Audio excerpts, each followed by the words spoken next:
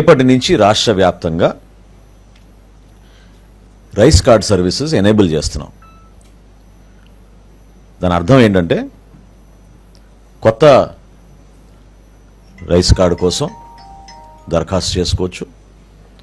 అదేవిధంగా ఒక కుటుంబంలో స్ప్లిట్టింగ్ ఆఫ్ రైస్ కార్డు కూడా పర్మిట్ చేస్తున్నాం. అదనంగా కుటుంబ సభ్యులు చేరినప్పుడు మెంబర్ ఎడిషన్, కుటుంబ సభ్యుల్ని యాడ్ చేసుకునే సౌకర్యం కూడా కల్పిస్తున్నాం. అన్నిటికన్నా ముఖ్యం అడ్రస్ మార్పు కూడా రేపటి నుంచి అవకాశం కల్పిస్తున్నాం. అదేవిధంగా మరణాలు జరిగిన చోట మెంబర్ డెలీషన్ కూడా కుటుంబ సభ్యుల పేర్లు తొలగించే విధంగా అవకాశం కల్పించాం.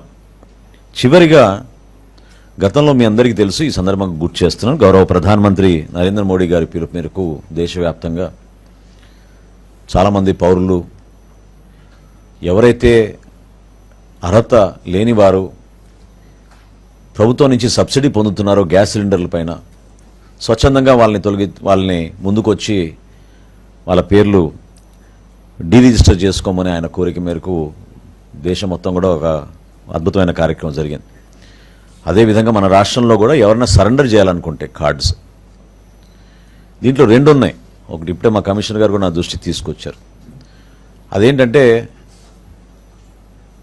భారతదేశంలో సౌత్ ఇండియాలో ఎక్కువగా మనం బియ్యం కన్జంప్షన్ ఉంటుంది కాబట్టి ఒకవేళ వాళ్ళు మైగ్రేట్ అయ్యి ఇతర రాష్ట్రాలకు వెళితే అక్కడ బియ్యం బదులు వాళ్ళు గోధుమ తీసుకునే అవకాశం ఎక్కువ ఉంటుంది. సో ఆ అవకాశం కల్పించడానికి కోసం కూడా ఎవరైనా సరెండర్ చేయాలనుకుంటే మైగ్రేషన్ జరిగితే, ఇంటర్ స్టేట్ మైగ్రేషన్ జరిగితే వాళ్ళకు కూడా ఈ వెసులుబాటు కల్పించే విధంగా సో ఈ 6 సర్వీసెస్, కొత్త రేషన్ కార్డులు, అదేవిధంగా splitting of the card, member addition, అడ్రస్లో మార్పులు, అదేవిధంగా ఎవరైనా మరణిస్తే వాళ్ళ పేర్లు తొలగించే విధంగా, చివరిగా ఎవరైనా సరెండర్ చేయదలుచుకుంటే తప్పకుండా వాళ్ళకు కూడా ఇదొక అవకాశం.